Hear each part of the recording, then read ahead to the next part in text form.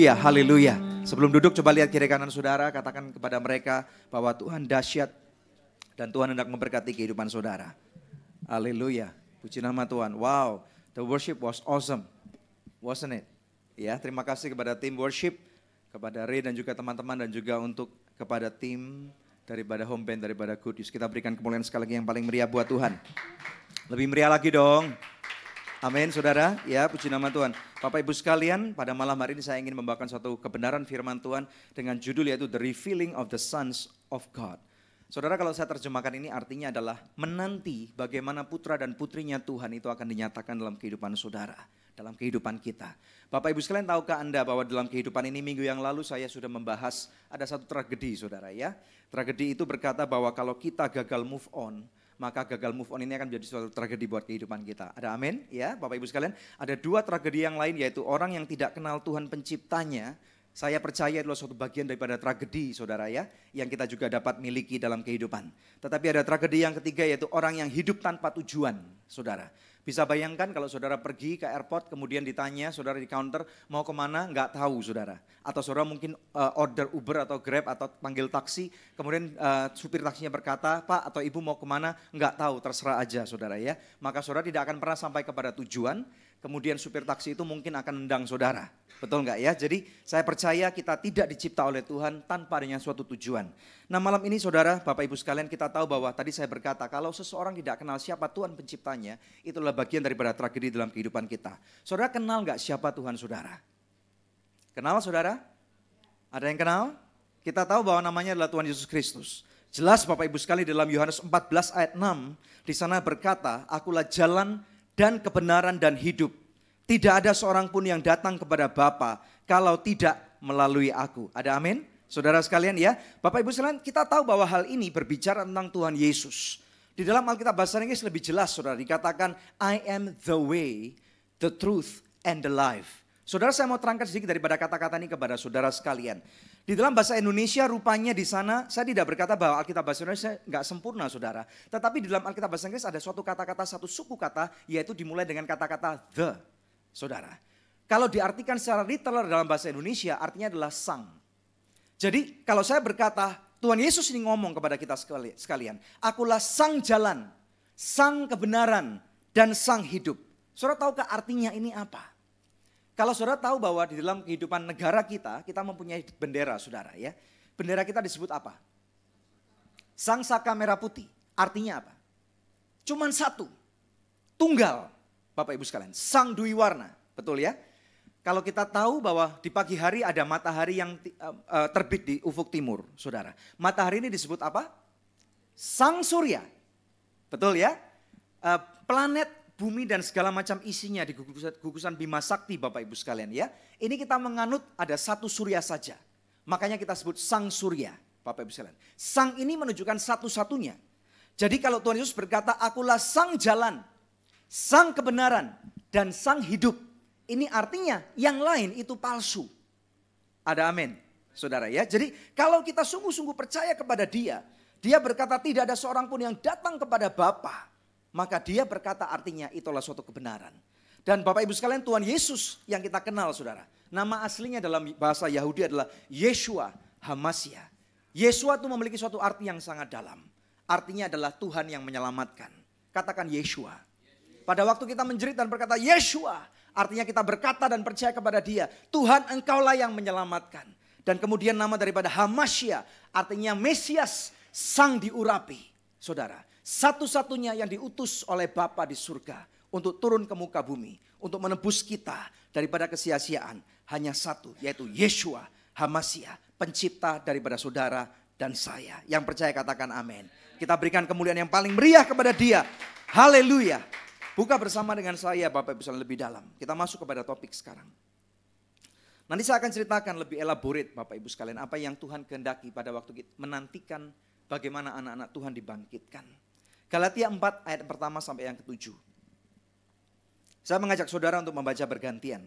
Nanti saya akan jelaskan nih Bapak Ibu sekalian. Galatia pasal yang keempat ayat yang pertama sampai dengan ayat yang ke-7. Sudah siap saudara? Kalau saudara tidak bawa Alkitab, saudara tinggal lihat ada di screen di depan Bapak Ibu sekalian ya. Menyapa juga bagi Anda para pemirsa sekalian yang lagi menyaksikan melalui Facebook Live. Kita tahu bahwa dimanapun Anda berada, firman Tuhan diberitakan dengan suatu kemerdekaan. Jadi saya percaya hadirat Tuhan yang nyata, yang sedang melawat kehidupan kita di tempat ini, sedang melawat saudara. Mungkin hari ini engkau ada di mobil, mungkin hari ini engkau ada di rumah atau di kantor masih lembur, saudara sekalian.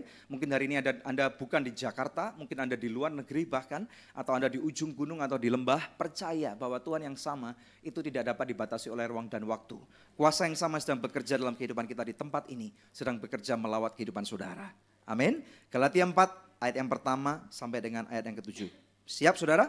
2, 3. Yang dimaksud ialah selama seorang ahli waris belum akil balik, sedikit pun ia tidak berbeda dengan seorang hamba. Sungguh pun ia adalah tuan dari segala sesuatu. 2. Tetapi ia berada di bawah perwalian dan pengawasan sampai pada saat yang telah ditentukan oleh Bapaknya. Demikian pula kita, selama kita belum akil balik, kita takluk juga kepada roh-roh dunia. 4. Tetapi setelah genap waktunya, maka Allah mengutus anaknya yang lahir dari seorang perempuan dan takluk kepada hukum Taurat. Ayat 5. Ia diutus untuk menebus mereka yang takluk kepada hukum Taurat, supaya kita diterima menjadi anak. Dan karena kamu adalah anak, maka Allah telah menyuruh roh anaknya ke dalam hati kita, yang berseru, ya Aba, ya Bapa. Jadi kamu bukan lagi hamba, melainkan anak. Jikalau kamu anak, maka kamu juga adalah ahli waris oleh Allah. Haleluya. Saudara sekalian, kita tahu bahwa sebagai anak-anak Tuhan, seringkali kita bingung Bapak Ibu sekalian ya.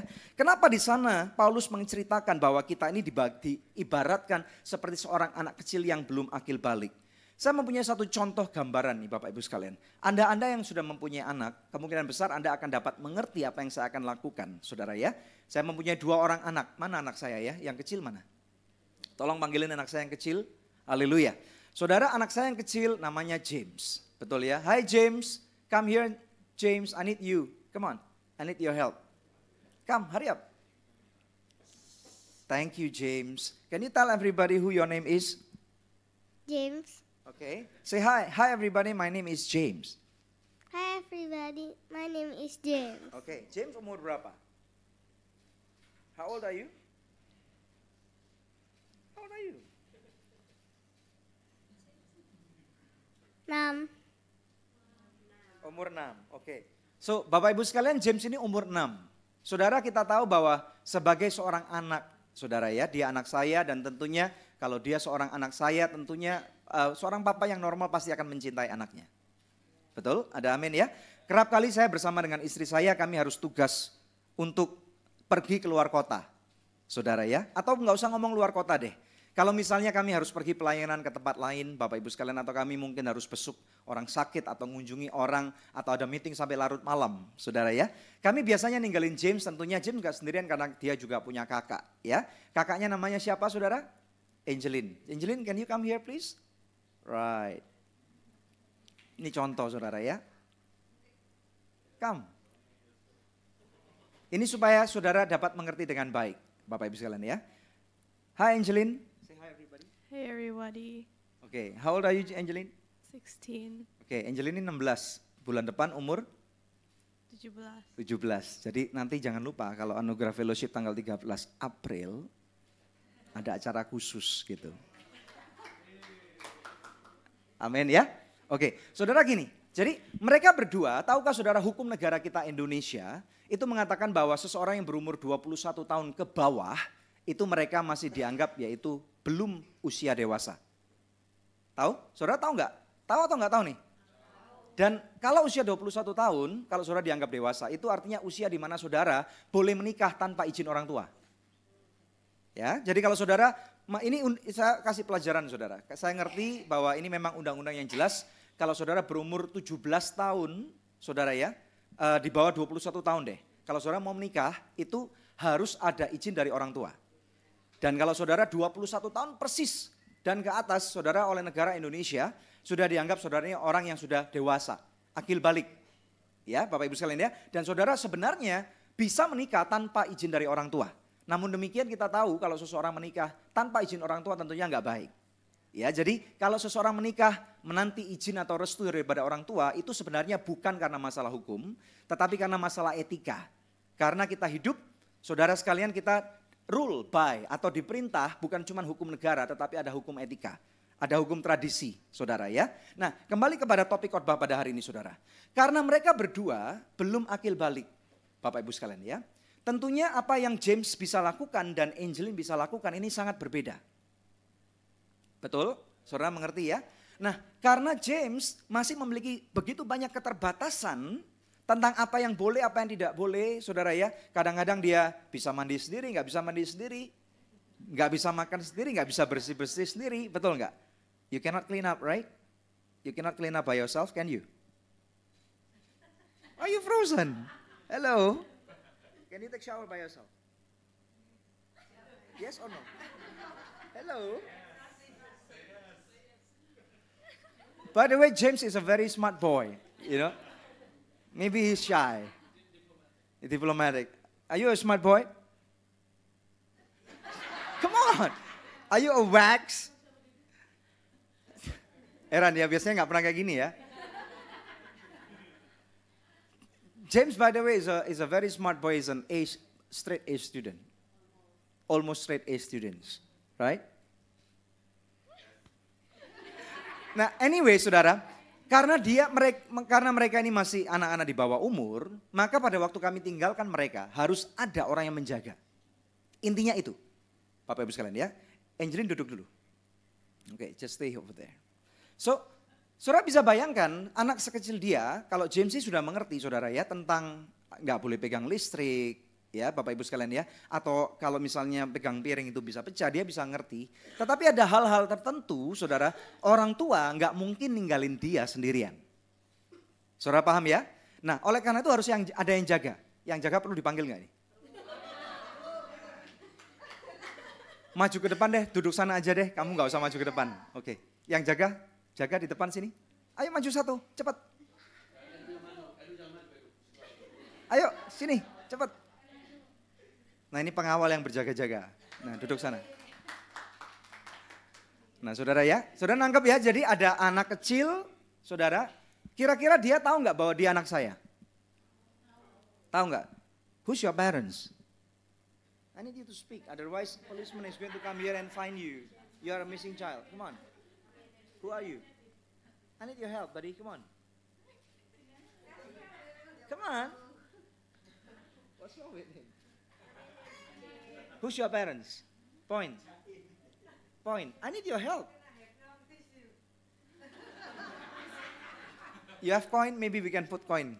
Saudara ya. Jadi, are you sure? Hello, are you okay? I need your help. I need your help. Okay, you speak to mommy first. Be careful, stand up. Don't do that. Ayo. Oke, jadi saudara sekalian, jadi saya yakin dia ngerti kalau dia itu anak saya. Demikian pula dengan anak-anak saudara. Oke, so are you okay now? Can you help me? Who's your parents? Come on. Who's your parents? Come on.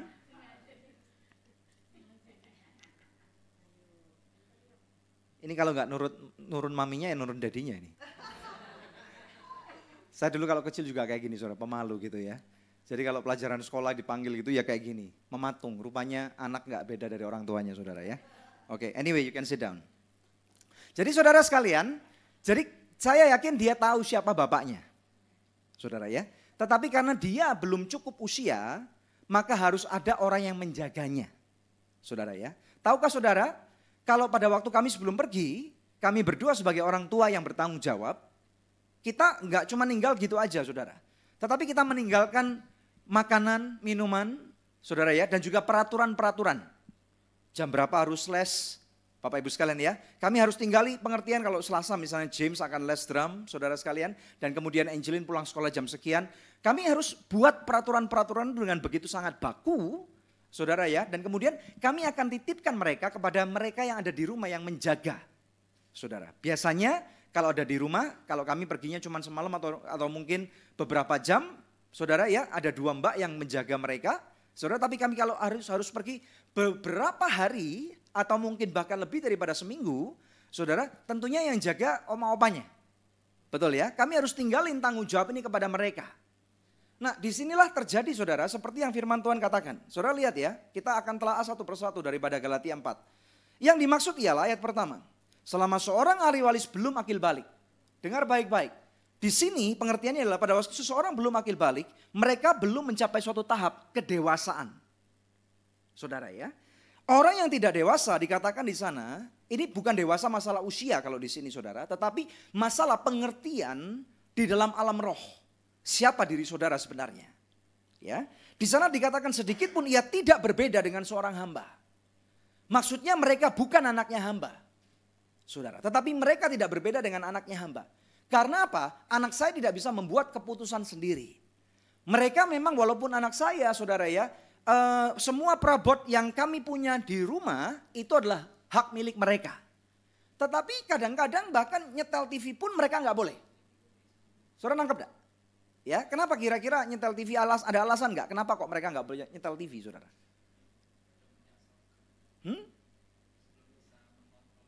Mungkin sudah jam 2 pagi misalnya. Ya betul ya, tiba-tiba lagi nonton TV nih, ada mbaknya baik nih saudara ya. Jam 8.30 dikatakan sudah harus tidur, ya luput-luput kira-kira jam 9 saudara. Jam 9, jam 9.15 dikasih tahu nggak mau saudara sekalian, lalu saudara tahu apa yang dilakukan? Ambil remote-nya dimatikan. Kenapa TV-nya dimatikan? Sambil ngamuk-ngamuk kan. Padahal dia tahu ini TV punya siapa? Punya orang tuanya. Betul ya saudara ya. Tetapi karena orang itu belum akil balik, belum dewasa, maka yang terjadi adalah dia harus disamaratakan. Bapak Ibu sekalian ya, sebagai seorang hamba dikatakan bahwa hak miliknya dicabut sementara. Sungguh pun ia adalah Tuhan daripada segala sesuatu. Saudara. Tetapi ia berada di bawah perwalian, ayat 2, dan pengawasan sampai pada saat yang telah ditentukan oleh bapaknya. Saudara, kerap kali pada waktu anak yang dijaga, saya yakin gak selalu manis, betul gak? Iya. Gak selalu manis, Bapak Ibu sekalian ya, macam-macam tingkahnya. Saudara kadang-kadang ini yang punya orang tua, yang punya anak aja bisa jengkel, apalagi yang jaga. Betul ya, saudara ya. Nah kemudian kadang-kadang yang jaga sampai jengkelnya, mereka harus mengatakan apa? Awas lu, nanti saya kasih tahu papa kamu. Betul nggak? Nanti sama papa kamu akan dihukum, kamu akan dijewer, kamu akan dipukul. Kalau ini misalnya ini masih lumayan saudara. Kalau misalnya nggak baik itu sampai dikata-katain, dasar anak kurang ajar. Ini pembantu saudara, berani ngomong gitu? Nggak boleh ya. Betul ya, ini pumpung di sini saudara ya. Jadi nggak boleh sebenarnya seperti itu, tetapi karena terlalu jengkel, terlalu pegel nih saudara, terlalu anak nggak bisa diatur, kemudian dasar kamu anak nggak tahu dididik, orang tua kamu kerja susah-susah, kamu nggak karu-karuan hidupnya. Nah saudara sekalian, inilah yang kerap kali terjadi, Bapak Ibu sekalian ya, di dalam kehidupan kita. Sebenarnya saya pengen sekali membuka berbagai macam ayat, tetapi kayaknya akan terlalu malam untuk nanti kita membahas semuanya. Saya kasih PR saudara ya, di Galatia 3 di pasal sebelumnya itu dibahas cukup dalam, dikatakan bahwa inilah yang terjadi, mungkin kita buka sejenak deh ya, kita buka sejenak. Coba Galatia 3 di ayat-ayat yang terakhir, ayat 22 kali, coba cepat buka yuk. Supaya saudara bisa mengerti dengan baik apa yang saya maksudkan, supaya ada dasar ayat firman Tuhannya saudara. Galatia 3. Haleluya. Galatia pasal yang ketiga, saudara sekalian, kita lihat di ayat 23 dan 24. Sebelum iman itu datang. Iman ini berbicara tentang apa? Tentang Kristus Yesus datang ke dunia. Saudara ya. Sebelum Kristus Yesus datang ke dunia, iman itu datang, kita berada di bawah pengawalan hukum Taurat. Dan dikurung sampai iman itu telah dinyatakan. Kemudian ayat 24, jadi hukum Taurat adalah penuntun bagi kita sampai Kristus datang supaya kita dibenarkan karena iman. Sampai sini saudara paham? Kita balik lagi kepada Galatia pasal yang keempat. Saya mau saudara berbuka hati, buka pikiran supaya saudara mengerti apa yang saya ajarkan pada malam hari ini. Ya. Jadi sebelum iman itu datang, sebelum Kristus datang, kita tahu bahwa di Alkitab kita ada perjanjian lama, ada perjanjian baru. Saudara ya. Di dalam perjanjian lama ini berisi hukum Taurat. By the way, saudara tahu nggak berapa banyak hukum Taurat yang kita punya? Berapa? Iya. Orang pikir hukum Taurat cuma 5, cuma 10 saudara ya. Saudara harus membuat perbedaan antara hukum Musa yang Tuhan berikan di atas Gunung Sinai dengan hukum Taurat. Ya, hukum Musa yang Tuhan berikan di atas Gunung Sinai cuma 10. Bapak Ibu sekalian, ya.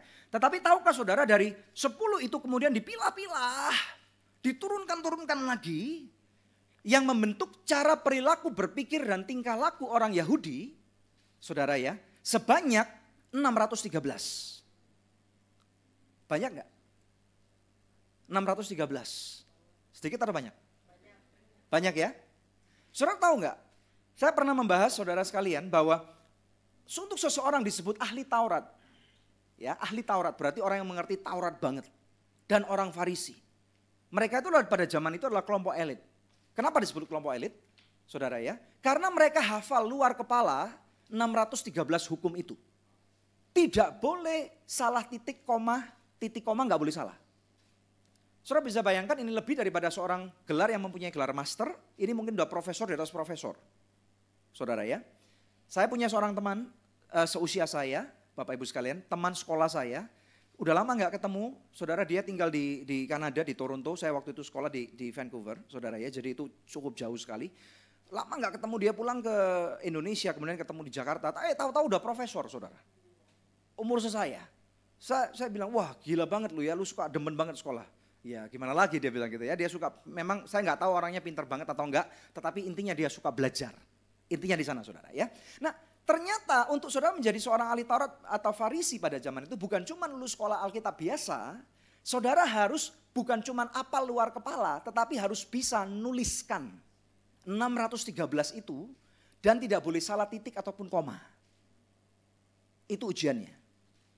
Saudara bisa bayangkan kalau beberapa orang yang sangat pintar, mungkin mereka 1 tahun hafal, jenius, titik koma nggak salah, ya sudah dapat gelar itu.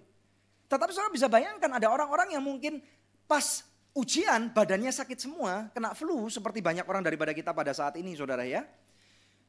Hukum ke-612 nih, benar semua. Benar semua, bisa bayangin nggak? Ya saudara ya. Kemudian masuk hukum ke-613. Ngasih titiknya salah jadi koma.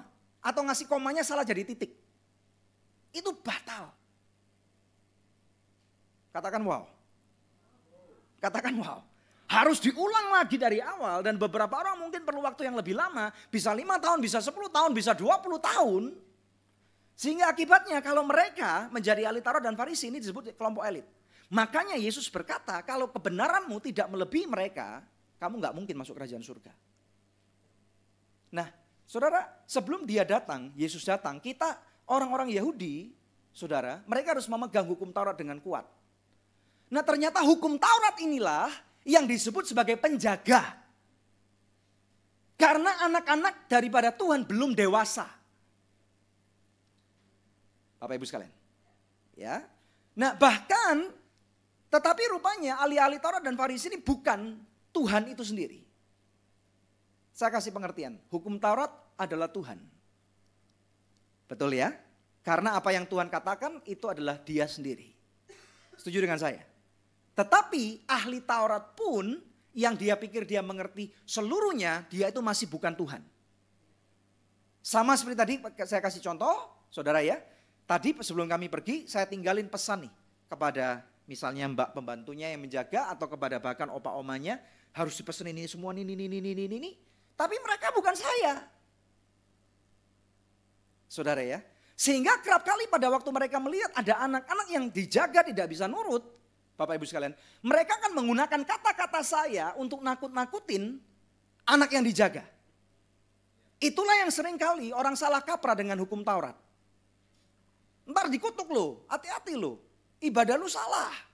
Cara memberimu salah, perpuluhan kamu salah. Cara menyembahmu salah, bukan seperti itu. Saudara, berhati-hati kalau menyembah Tuhan, jangan main-main. Nah inilah yang terjadi, saudara, sehingga orang yang belum akil balik, mereka bengong, gak ngerti, ikut yang mana nih. Saudara paham apa yang saya katakan? Amin, haleluya. Nah tetapi di sana dikatakan bahwa Kristus Yesus, iman itu sekarang telah datang. Saudara, kalau kita tidak menyadari ini dan tidak mengambil posisi kita, dikatakan di sana demikian pula selama kita belum akil balik, kita takluk kepada roh-roh dunia. Memang benar kita hari ini masih ada di dunia. Tetapi Tuhan Yesus berkata, kamu bukan orang dunia. You are in the world, but you are not of the world. Saudara, tahukah saudara bahwa di dalam kehidupan manusia itu ada 3 alam. 3 realms. Yang pertama alam duniawi, alam jasmani kita. Bapak Ibu sekalian ya, di mana saya mengenal saudara, kita saling berinteraksi, kita bisa kirim SMS, kita bisa kirim WhatsApp saudara ya. Kita bisa menikmati saudara makanan enak dan yang lain-lain, ini alam jasmani. Alam yang kedua yaitu disebut alam peperangan saudara. Ini adalah alam jiwani semestinya saudara. Di sini terjadi pertarungan, pertempuran. Makanya firman Tuhan dalam Efesus 6 dikatakan bahwa pertempuran kita bukan melawan darah dan daging tetapi melawan penguasa-penguasa di udara. Ini alam yang kedua. Bapak Ibu sekalian. Nah, kerap kali pada waktu seseorang tidak akil balik, Bapak Ibu sekalian, terjadi masalah begitu rupa di dalam alam peperangan ini, di udara ini, Bapak Ibu sekalian, sehingga inilah yang membuat kita merasa, gua kok capek, jadi anak Tuhan kok gagal, kok ini, kok gitu, saudara. Nah, inilah yang sekarang kita harus lakukan, bahwa kita mulai menyadari bahwa sebenarnya, Bapak Ibu sekalian, sekarang bola ada di tangan kita karena Kristus Yesus sudah datang. Dia sudah mati buat kita, kesempatannya adalah maukah saudara masuk dan naik ke alam yang 3, yaitu alam surgawi. Di alam surgawi tidak ada kekurangan. Di alam surgawi tidak ada sakit penyakit. Di alam surgawi tidak ada orang yang mengintimidasi saudara. Di dalam hadirat Bapa, pada waktu kami pulang saudara, saya tidak mengatakan bahwa saya sebaik Tuhan, tidak. Tetapi pada waktu kami pulang, Bapak Ibu sekalian ya, saudara tahukah saudara bahwa kalau orang tua udah kangen sama anaknya, Bapak Ibu sekalian ya, yang ditanya itu bukan, lu nakal enggak? Tapi orang tua yang baik ingin memberikan hadiah atau kado itu kepada anaknya pada waktu mereka pulang. Amin. Saudara ya. Jadi dengar baik-baik, tinggallah di dalam alam roh. Tinggallah di dalam alam di mana alam surgawi itu ada, di mana Bapa saudara ada di sana. Sehingga pada waktu engkau ada di sana, Bapak Ibu sekalian, di sana dikatakan bahwa engkau akil balik. Kita lihat ayat berikutnya. Haleluya. Ayat 6 saudara. Saya lompat 1 ayat. Dan karena kamu adalah anak, ini terjemahan saudara, seharusnya supaya membedakan. Karena dari tadi pada waktu kita baca, kalau kamu adalah anak, kamu belum akil balik. Ayat 6 ini berbicara tentang anak yang sudah dewasa, atau sebenarnya di dalam bahasa Indonesia adalah putra. Ya, sons, not child.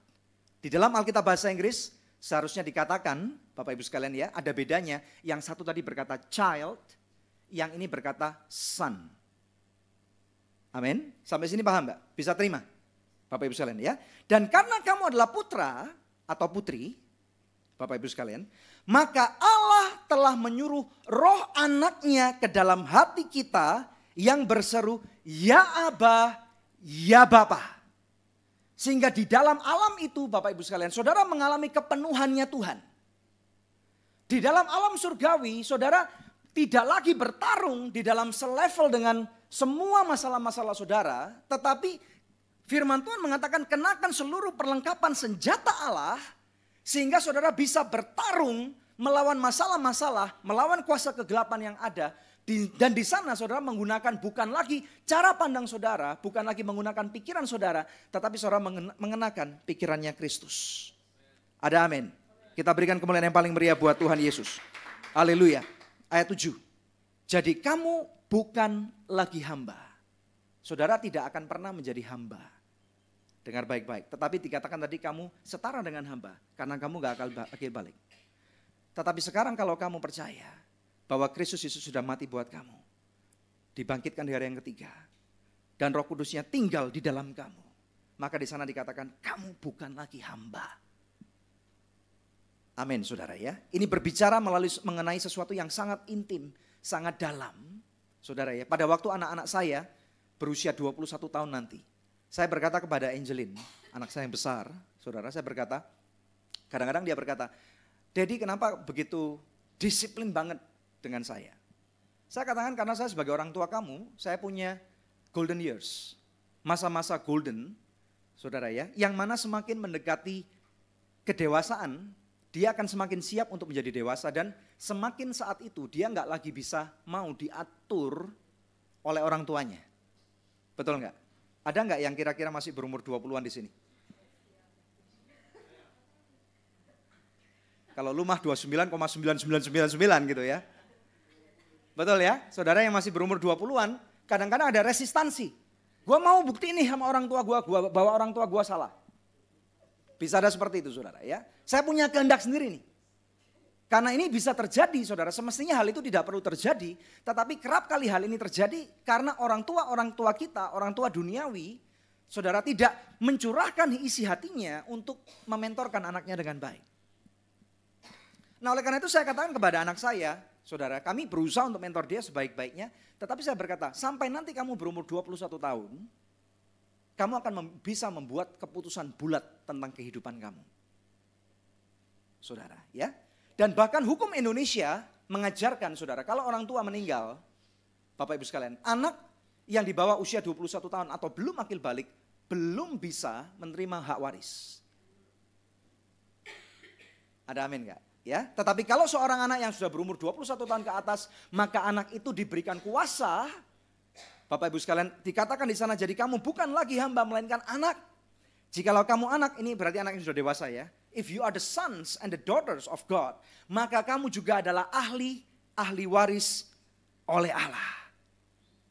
Dan di sana setiap ada janji firman Tuhan yang diberikan kepada kita melalui firman-Nya. Saudara, saya mempunyai kabar baik buat Anda.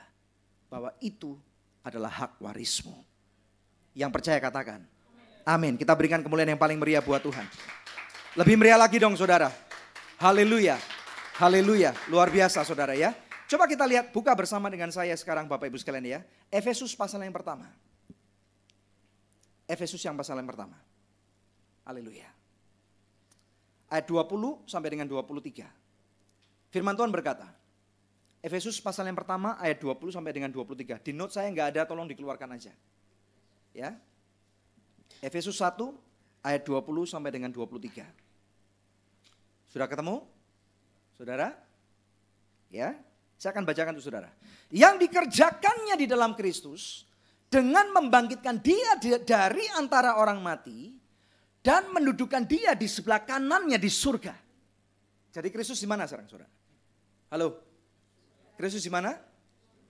Dia di sebelah mana di surga? Surga kan besar katanya. Halo? Surga kan gede kan? Betul kan ya? Ya, by the way nggak ada saudara mau jadi satpam surga nggak bisa.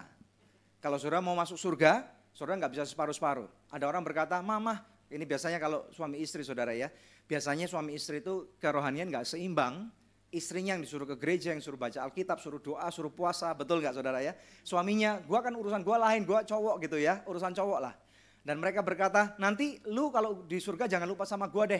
Kalau gua bisa masuk jadi satpamnya surga aja udah ban-ban kamsya gitu saudara. Terima kasih banget gitu saudara ya. Jadi dengar baik-baik, masuk surga, saudara nggak akan bakal diterima jadi satpamnya surga.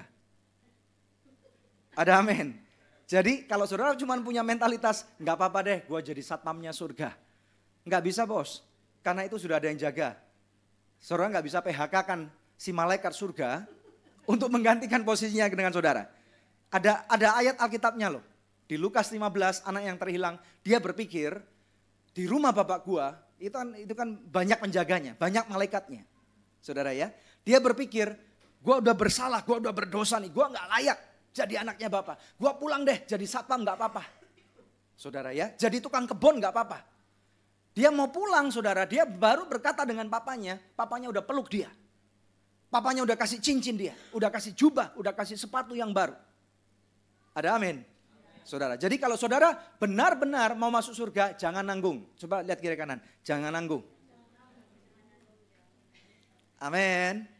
Haleluya. Kristus duduk di mana? Sebelah kanan siapa? Bapa di surga. Dengar baik-baik, 21. Coba kita lihat.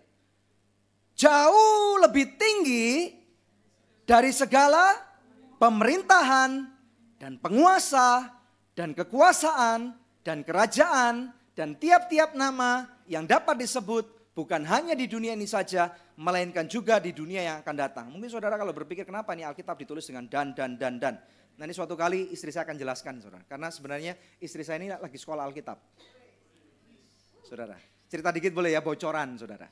Setiap Senin jam 7 malam dia harus online. Saudara tahu sekolah Alkitabnya di mana? Di Israel. Hebrew Bible School. Saudara ya. Jadi dia harus belajar online. Dan di sana saya kemarin diceritain ini. Kenapa lu tahu nggak? Dan saya nggak tahu penjelasannya karena saya nggak jelasin dengan seksama saudara. Tapi nanti. Kenapa ya? Kenapa? Gaya bahasa orang. Oh, itu gaya bahasa orang Yahudi, saudara. Jadi jangan heran kalau ada dan ini, dan itu. Kalau bahasa Indonesia kan koma, titiknya terakhir dan. Kalau bahasa Yunani nggak boleh gitu, bahasa Ibrani nggak boleh gitu ya. Harus dan gitu. Semakin lama semakin ditekankan, betul nggak? Ya, jadi coba kita baca lagi dengan pengertian ini. Sekarang udah ngerti ya, Bapak Ibu sekalian ya. Jauh lebih tinggi dari segala pemerintahan. Yang pertama pemerintahan. Yang lebih dalam lagi saudara, Tuhan Yesus lebih besar daripada semua penguasa. Nangkep enggak? Lebih dalam nih. Lebih besar lagi, Tuhan Yesus lebih dahsyat daripada semua kekuasaan. Ya, lebih dalam lagi. Tuhan Yesus lebih perkasa daripada semua kerajaan. Ya. Lebih dalam lagi, tiap-tiap nama yang dapat disebut. Haleluya, saudara ya. Bukan hanya di dunia ini saja, melainkan juga di dunia yang akan datang. Jadi kita, walaupun kita saat ini tinggal dalam dunia, saudara, kita kerap kali battling, bertempur dengan permasalahan kita. Bapak Ibu sekalian, ada masalah keuangan, masalah kesehatan, masalah hubungan suami istri, masalah sakit penyakit, masalah nggak dipercaya orang. Betul nggak? Ya, betul ya? Give me 5. Alright. Masalah yang lain-lain lagi, mau cari kerjaan aja orang bilang susah. Betul ya? Masalah pengen ini aja nggak bisa, pengen punya cita-cita, katanya suruh punya cita-cita setinggi langit. Saudara, katanya suruh melayani Tuhan, katanya suruh ini, katanya suruh jadi orang berhasil, suruh jadi orang sukses. Tapi kenyataannya untuk menjadi kesana tidak mudah, bukan? Saudara ya, oleh karena itu sebagai anak Tuhan inilah kewajiban kita sekarang. Ini ada suatu resep rahasia saudara, yang kalau kita mengerti dengan sungguh-sungguh, nanti kita akan lihat fungsinya apa sebenarnya. Coba kita lihat lebih dalam ya saudara. Di sana dikatakan ayat 22, dan segala sesuatu telah diletakkannya di bawah kaki siapa? Kristus. Dan dia telah diberikannya kepada siapa? Jemaat. Sebagai kepala daripada segala yang ada. Jadi Kristus sekarang lokasinya tadi di mana saudara? Halo, di mana? Sebelah kanan Allah Bapa. Jadi kalau saudara nanti sampai surga, nggak usah bingung. Cari aja, ruang tahta di mana. Ketemu malaikat, buka pintu. Bilang saudara, gua anak. Ya, saudara tahu kalau anak saya pulang sekolah, ya, kalau dia akan coba pertama kali buka pintunya. Walaupun dia tahu itu selalu pintu dikunci. Dia akan suruh jegrek, dikunci kan saudara. Kalau itu dikunci, dia akan, ini kan lebih tinggi belnya saudara. Dia akan lakukan sesuatu. Lakukan gini saudara ya, supaya belnya kepencet. Ya, dan kemudian setelah itu dia akan gedor pintunya. Buka! Gitu saudara. Ya, karena dia tahu itu rumah dia. Bapak Ibu. Jadi kalau nanti sampai surga, saudara yakinlah bukan karena kemauan saudara, tetapi karena kebenaran Tuhan. You are saved by grace. By faith through Christ Jesus. Amin ya. Jadi saudara diselamatkan oleh kasih karunia dengan iman oleh Tuhan Yesus Kristus. Jadi nanti kalau sampai surga, dikatakan di sana antrinya panjang bilang, "Hei, bapak gua yang punya rumah itu." Yang ngantri minggir, gua mau lewat. Amin saudara. Dan kalau ada malaikat surga, siapa nama lu? Lu gak kenal gua. Bapak gua yang punya rumah itu bos. Minggir. Amin. Haleluya saudara. Sampai sini paham? Haleluya saudara ya. Dan semua tadi dikatakan diletakkan di bawah kaki siapa? Kristus. Kaki Kristus. Katakan kaki Kristus. Oke, ada amin saudara ya. Jadi masalah saudara dari mana? Masalahmu dari mana? Halo? Pasti ini gagal fokus nih. Pasti baca WhatsApp message dari orang lain. Nah yo. Amin saudara. Masa lalu di mana? Jawab dong. Kalau bingung tanya sebelah saudara. Masa lalu di mana?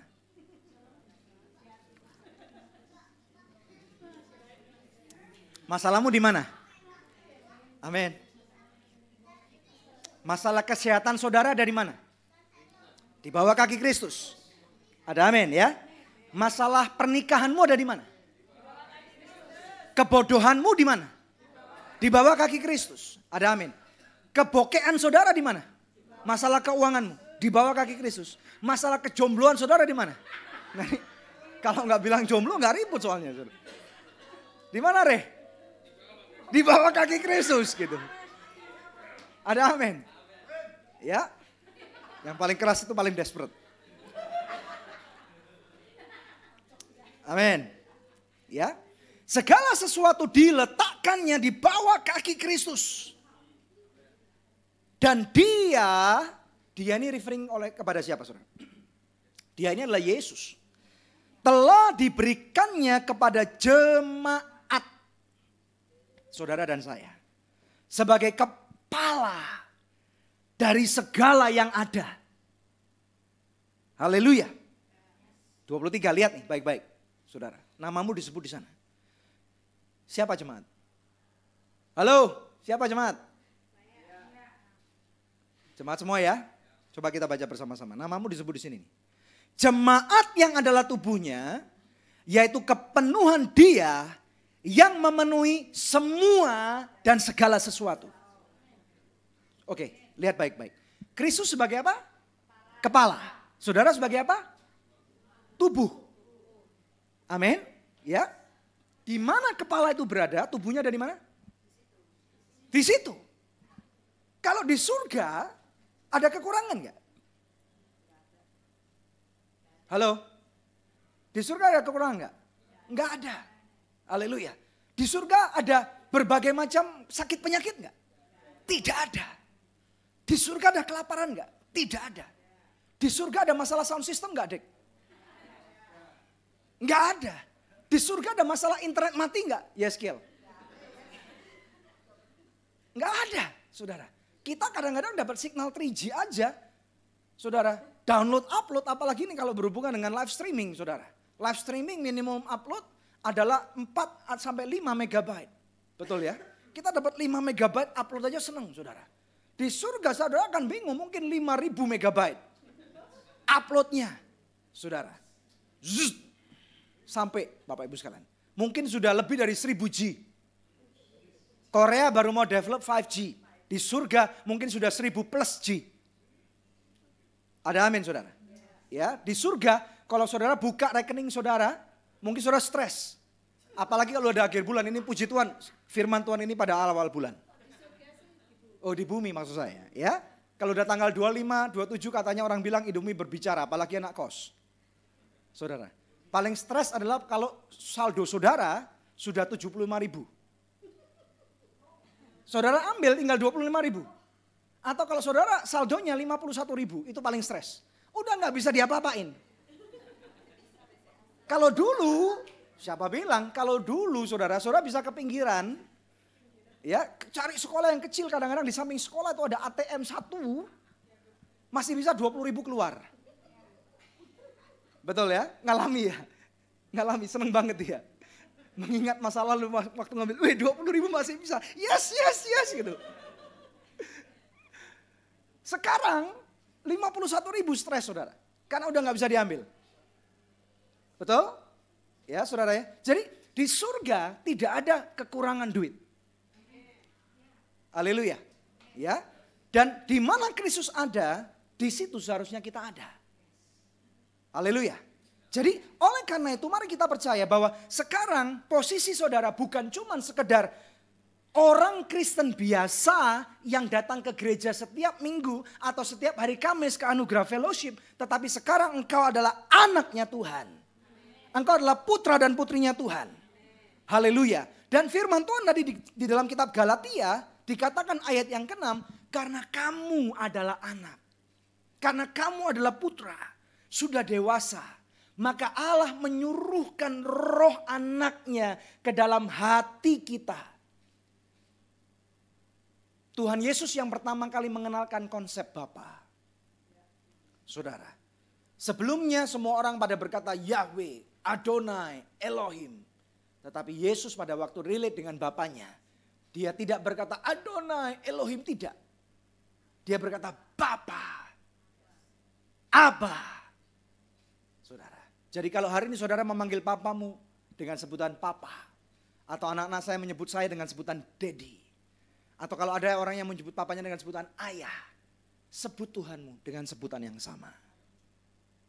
Pada waktu Yesus memanggil ya Abba, ya Bapa, itu seluruh keberadaan jasmani, jiwani, rohaninya Tuhan Yesus menyebut dengan sungguh-sungguh dan percaya bahwa dia adalah Bapa. Dan kalau dia adalah kepala, saudara tubuhnya, maka dengan cara yang sama, kebenaran yang sama pula. Pada waktu engkau mulai mengangkat tangan, walaupun saudara melihat masalahku ada di depan mata, tetapi saudara tinggal memilih untuk tinggal di dalam hadirat Tuhan. Haleluya. Maka saudara akan mendapati di sana bahwa masalahmu ada di jauh di bawah kaki Tuhan. Yang percaya katakan amin. Berikan kemuliaan yang paling meriah buat Tuhan. Lebih meriah lagi saudara. Haleluya. Kita lompat slide-nya sampai Matius 28. Haleluya. Sehingga inilah sekarang Tuhan Yesus berkata. Sekarang saudara akan lebih mengerti pada waktu membaca ayat ini. Kepadaku telah diberikan segala kuasa di surga dan di bumi. Kita nggak ngerti asal ini saudara. Maksudnya apa ini? Sebelum Rasul Paulus diberikan pewahyuan untuk pengertian bahwa dia adalah putranya Tuhan. Orang pada bingung, maksudnya apa nih? Sekarang kita mengerti karena kita adalah tubuhnya Kristus. Segala kuasa, katakan segala. Segala itu masalah saudara selama 5 hari terakhir ini apa aja saudara ingat? Gak usah sebutin. Tuhan Yesus punya jawabannya. Selama 5 minggu terakhir, saudara kalau masih ingat masalah saudara, Tuhan Yesus punya jalan keluarnya. Masalahmu kalau 5 tahun ini apa? Bertemu dengan beberapa orang, Bapak Ibu sekalian. Kadang-kadang kalau berbicara masalah masa lampau, saya berkata kan, gagal move on itu tragedi. Beberapa orang yang masih ribut, masalah hak waris, masalah ini, masalah itu, nggak bisa melepaskan pengampunan. Sekarang sadari, saudara anak Tuhan diberikan kuasa karena Yesus sebagai kepala. Dan dia berkata, segala kuasa di surga dan di bumi. Itu ada di tangan Tuhan. Dan dia berkata sekarang, karena itu pergilah, jadikanlah semua bangsa muridku dan baptislah mereka dalam nama Bapa dan Anak dan Roh Kudus. Ajarlah mereka melakukan segala sesuatu yang telah kuperintahkan kepadamu. Dan ketahuilah, aku menyertai kamu senantiasa sampai kepada akhir zaman. Saya mau jelaskan ayat ini lebih dalam. Saudara tahu apa yang Tuhan Yesus sebenarnya lakukan di sini? Saudara, kita tahu bahwa di dalam Kisah 1 ayat 8 dikatakan, kamu akan menerima kuasa. Dan pada waktu kamu akan menerima kuasa, Tuhan mau kita menjadi apa, saudara? Ingat gak? Saksi. Ya. Jadi menjadi saksi itu artinya menceritakan tentang Tuhan Yesus, kebaikannya kepada orang lain. Haleluya. Anak saya yang tadi saudara, di rumah itu bisa cerita sama mbaknya. Siapa Tuhan Yesus? Sudah mulai berdebat. Mbak kok gak percaya sih apa yang saya katakan? Kita juga heran saudara, kita juga kaget. Kenapa kok bisa gitu ya? Ya, tetapi sebenarnya ini saudara, kita mulai ajarin dia. Bukan untuk berdebat, tetapi tunjukkan. Nah dengar baik-baik. Saya mau ajarkan ini saudara. Sebenarnya yang Tuhan Yesus ajarkan kepada kita bukan cuman ngomong doang. Bukan cuman pergi ke Yerusalem, Yudea, Samaria, sampai ke ujung bumi. Bukan cuman itu saudara. Sebenarnya arti sesungguhnya di dalam kehidupan kita, tahu gak saudara? Setiap manusia di dalam kehidupannya pasti akan ada satu momen titik krisis kehidupan. Ada amin? Saudara ya? Di dalam kehidupan setiap manusia ada yang namanya titik krisis kehidupan. Tuhan Yesus pada waktu dia ada di dunia, dia berelasi dengan semua macam manusia. Ya. Alangkah baiknya kalau kita bisa berelasi dengan semua macam manusia. Ini penting. Tetapi lebih daripada itu saudara, yang nyangkut hubungannya dengan Tuhan Yesus, saudara ingat-ingat gak? Siapa aja? Yang nyangkut sampai dalam personal relationship dengan Tuhan Yesus. Apa yang dilakukan Tuhan Yesus terhadap Yohanes? Petrus deh. Saudara ingat pada waktu Petrus lagi gak punya uang, saudara, Tuhan Yesus pakai kapalnya untuk memberitakan kebenaran firman Tuhan. Dan setelah waktu itu Tuhan Yesus berkata, tebarkan jalamu ke sisi satunya. Ya, saudara bisa bayangkan kalau Petrus ngangkat jala, loh kok kosong? Saudara, dia nggak akan pernah percaya kepada Tuhan Yesus. Tetapi pada waktu dia mengangkat jala itu dia kaget, firman Tuhan katakan. Karena apa saudara? Jalannya penuh. Pulang dari menangkap ikan pada waktu itu, dia pulang membawa kelimpahan. Tuhan Yesus pada hari itu berdiri di titik krisis kehidupan seseorang bernama Petrus. Saudara tahu apa yang terjadi?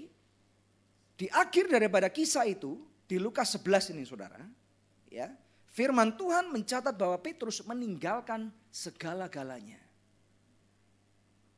Ada amin. Saudara ingat seorang wanita yang ketangkap berzina. Yohanes 8. Kita tahu kan saudara ya, orang-orang sebenarnya ingin menjebak Yesus. Target utamanya bukan wanita itu. Target utamanya siapa? Tuhan Yesus. Ini saya ceritakan saudara. Ya. Saudara tahu seharusnya kalau orang berzina yang ketangkep 2 tapi ini 1. Ya. Hukum Taurat mengatakan apa?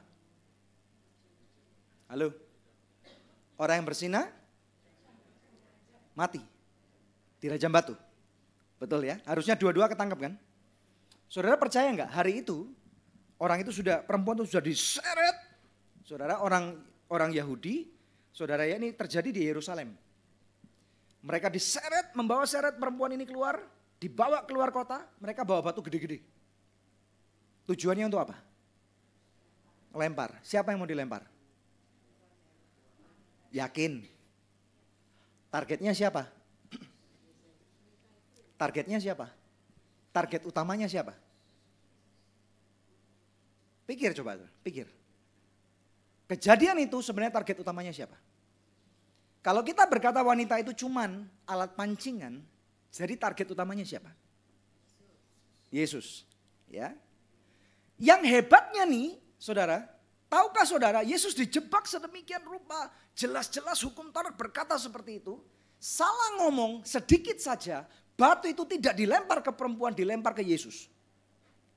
Sampai sini nangkep? Ya. Yesus menulis di tanah. Saudara tahukah saudara Yerusalem, kalau suatu kali nanti saudara pergi ke sana, saudara akan mulai mengerti apa yang Alkitab katakan. Yerusalem itu adalah kota di atas bukit. Letaknya tingginya 700 meter di atas permukaan air laut. Yerusalem itu tidak di padang pasir. Tanahnya saudara bukan tanah pasir, tetapi dari limestone. Saya nggak tahu nerjemahin limestone itu apa ya. Bukan batu kapur, saudara, karena kapur itu putih. Limestone lebih keras dari kapur. Kalau kapur itu batunya lunak gitu saudara ya. Limestone ini lebih keras dari batu kapur. Bukan granit. Bukan marmer. Limestone pokoknya ya. Kalau saudara pernah lihat film-film yang rumahnya di Timur Tengah saudara ya, modelnya kuning-kuning semua. Itu bukan cat, itu limestone. Dan Yerusalem ini dibangun di atas sebuah gunung limestone ini saudara. Ya, jadi waktu Tuhan Yesus nulis di tanah, bukan pasir yang ditulis. Orang berkata, memperkirakan, kira-kira Yesus menunjukkan keilahannya di sana dengan menggambarkan, mungkinkah Tuhan Yesus menggambarkan menulis ulang reka adegan 10 perintah yang Tuhan berikan kepada Musa. Orang-orang wow kaget. Dan hebatnya ini yang menunjukkan bahwa Yesus bukan manusia. Saya nggak bisa pikir nih saudara.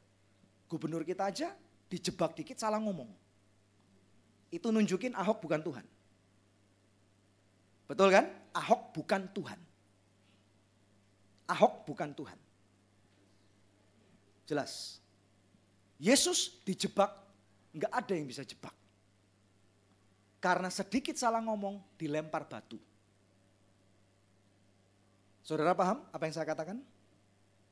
Jangan taruh harapan saudara kepada manusia siapapun. Karena manusia siapapun suatu kali pasti akan pernah mengecewakan saudara.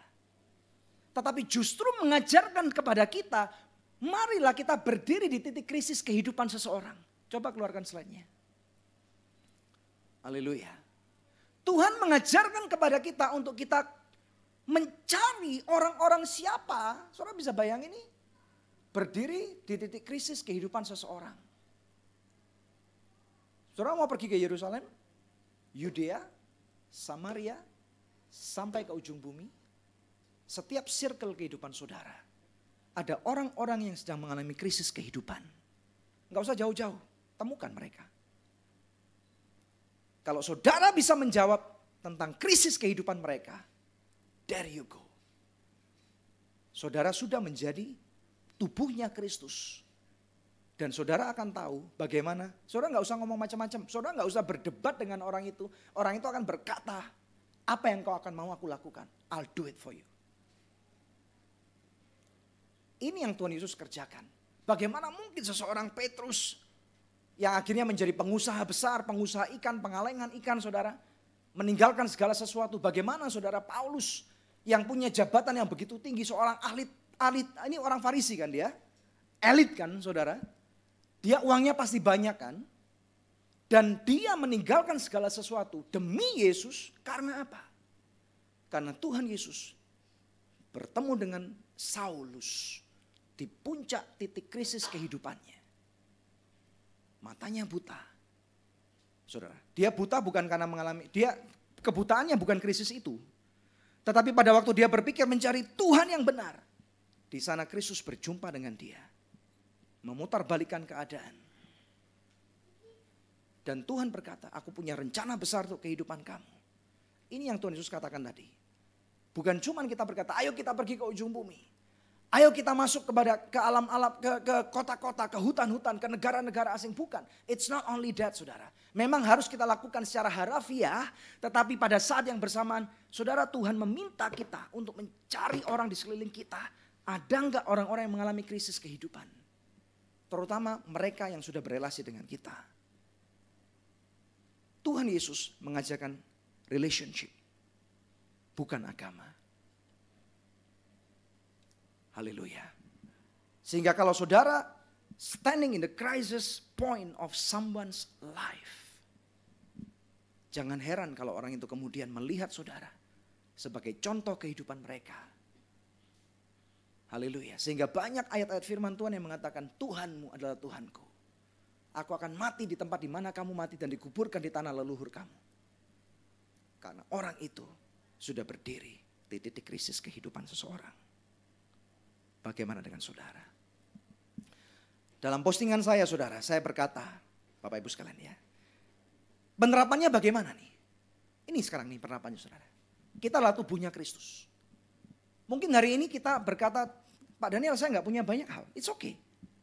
Ini bukan mengenai berapa banyak yang kita punya. Tetapi berapa banyak yang dia punya.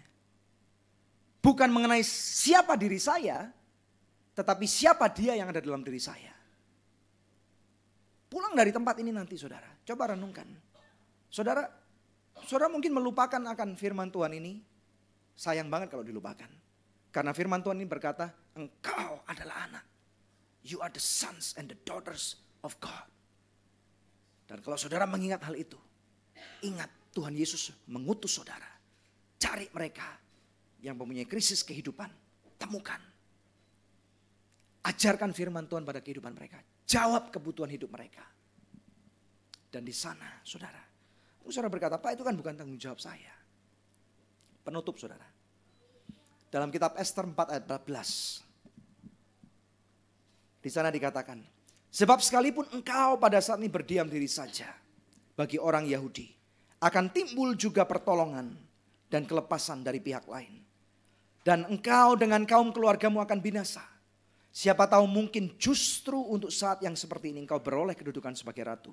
Saya suka Alkitab bahasa Inggrisnya, saudara, bukan karena saya sok berbahasa Inggris. Karena dikatakan di sana dalam beberapa versi yang berbeda, perhaps you were born for such a time as this. Mungkinkah saudara kenal seseorang? Mungkinkah saudara diberikan kedudukan itu? Mungkinkah saudara diberikan gelar dokter? Gelar, saya nggak tahu, penyanyi. Saudara diberikan gelar insinyur. Mungkin saudara punya promosi. Saudara mungkinkah pada saat itu you were given a blessing for such a time as this. Sehingga engkau bisa berfungsi. Saudara nggak perlu melakukan sesuatu di luar kemampuan saudara. Tuhan sudah memberikan yang terbaik kepada saudara. Talenta yang saudara punya. Waktu yang kau punya. Kepintaran yang kau punya. Network yang kau punya. Koneksi yang kau punya. Haleluya. Stay in the presence of your Father. Kalau saudara tinggal dalam hadirat Tuhan. Pak, bagaimana nanti kalau saya pulang ke rumah? Kan saya nggak lagi dalam hadirat Tuhan. Tinggal di dalam hadirat Tuhan bukan mengenai berapa banyak orang yang bisa main musik. Tidak semua orang beruntung bisa main alat musik seperti mereka. Saya juga nggak bisa. Tidak banyak orang yang bisa memuji dan menyembah Tuhan seperti Ray. Yang keren banget. Amin. Saya main gitar aja nggak bisa. Saudara, dulu saya mempunyai paradigma, aduh gimana ya. Saya nyanyi juga sombang. Saudara, sukar bagi saya untuk bisa relate dengan Tuhan. Pada waktu permulaan saya menjadi anak Tuhan, saudara. Susah sekali. Gimana ya, saya ke gereja ngelihat orang bisa menyembah Tuhan. Wow, saya terintimidasi sekali. Gimana nih, saya udah ikut kelas Holy Spirit, saudara. Udah didoain, udah diunyek-unyek kayak apa juga masih gak keluar. Gak keluar, berdoa bahasa roh gak keluar. Stres banget, ikut doa malam di gereja kami, saudara. Mereka yang bisa berdoa bahasa roh, wah kenceng banget, asik banget, pengen banget. Gak keluar. Terintimidasi rasanya. Bapak Ibu sekalian, gimana nih di rumah mau nyanyi suaranya sumbang. Saudara ya, cuman bisa nyanyi, tempat pujian penyembahan saya ada di kamar mandi itu yang terbaik. Saudara ya, kalau di luar itu malu. Saudara, tetapi kemudian pada waktu kami mulai belajar akan hal ini. Mentor-mentor kami mulai mengajarkan, you are the sons, the daughters. Kamu adalah putra dan putrinya Tuhan yang maha tinggi. Tinggal di dalam hadirat Tuhan bukan mengenai alat musik yang saudara mainkan. Bukan mengenai nyanyi dan lagu yang saudara nyanyikan. Tetapi saudara di dalam rohmu, saudara manunggal bersama dengan Yesus. Dimanapun kau berada. Mungkin hari ini saudara yang di rumah kau sakit. Mungkin ada saudara yang ada di tempat ini, mungkin kau mempunyai masalah keuangan. Masalah keluarga. Pak, bagaimana mungkin saya bisa nolong orang lain? Saya juga punya masalah. Saudara tahukah saudara, Tuhan memanggil engkau. Bukan pada waktu masalahmu selesai. Justru pada waktu engkau punya masalah. Sama saudara, di dalam pelayanan kami juga punya banyak masalah. Mau membangun gereja orang aja masalahnya banyak. Mau nyekolahkan anak-anak orang miskin masalahnya juga tambah banyak. Saudara, betul ya? Banyak banget. Saudara mau bantu orang masalahnya juga banyak. Tetapi ingat, karena engkau sudah dipanggil Tuhan untuk musim seperti sekarang ini. Dan kau akan menyelesaikan masalah-masalah yang saudara sedang hadapi bukan dengan kekuatan. Tetapi karena sekarang Bapamu adalah kepala saudara. Tinggal dalam alam roh. Kalau saudara lagi jenuh, lelah, katakan, tutup mata saudara, katakan, Bapa. Kalau nyetir mobil jangan tutup mata saudara ya. Bahaya banget. Bahaya banget saudara ya. Kalau naik motor apalagi jangan tutup mata saudara. Pasti jatuh nanti. Ya, tenang aja. Kalau saudara memang memungkinkan tutup mata, kan tutup mata bisa relief stress gitu saudara. Tersenyum. Ya, dalam kitab Nehemia saudara dikatakan, the joy of the Lord is my strength. Sukacita daripada Tuhan adalah kekuatanku. Pada waktu saudara berkata seperti itu, orang yang ngomong gitu, aku kuat karena Tuhan, orang itu pasti sedang dalam kelemahan. Orang yang berkata, aku kaya karena Tuhan, orang itu sedang pasti miskin berantakan saudara. Haleluya. Karena apa saudara, kalau kita nggak punya mobil nih ya, kita nggak punya mobil. Ada Porsche, kita foto, sampingnya kita upload. Weh mobil baru bos, bukan mobil gua nembang foto. Betul nggak? Kalau saudara biasanya orang yang punya Porsche malah nggak mau difoto. Tapi zaman sekarang mungkin udah berubah ya, udah narsismenya udah kental banget. Saudara ya. Saudara kalau nggak punya jam mahal, saudara ya pengen foto-foto diupload, gua pengen ini dong siapa yang mau kasih gitu. Boro-boro kasih, gua aja nggak punya jam saudara misalnya ya. Tapi kalau udah punya saudara nggak mungkin biasanya ya, saudara nggak mungkin akan upload. Ada amin nggak? Jadi oleh karena itu saudara pulang dari tempat ini sadari, kekuatanmu bukan dari saudara. Karena kekuatan saudara terbatas. Tetapi tap along, nempel, saudara bukan cuma nempel, manunggal, melebur menjadi satu dengan Bapamu. Pada waktu seperti tadi saya gambarkan seorang anak. Waktu saya pulang, saya membawa saudara hadiah buat dia. Kalau kami lagi pergi, saudara, pergi keluar kota, saudara. Apalagi kalau ajak istri saya. Yang dipikir anak terus, nanti beliin ini, beliin itu. Tenang aja dong, masih lama nih, masih 5 hari. Saudara, nanti nggak lewat lagi, saudara. Ini menunjukkan betapa cinta orang tua sama anaknya. Sama kalau orang tua aja bisa cinta sama anak jasmaninya, apalagi Bapamu di surga. Di dalam kelemahan aku kuat. Haleluya. Di dalam kekuranganku aku tahu aku akan bisa melakukan banyak hal. Melebihi segala perkara. Dan segala perkara dapat aku tanggung. Karena Kristus hidup di dalam aku. Yang diberkati Tuhan katakan. Amin. Berikan kemuliaan.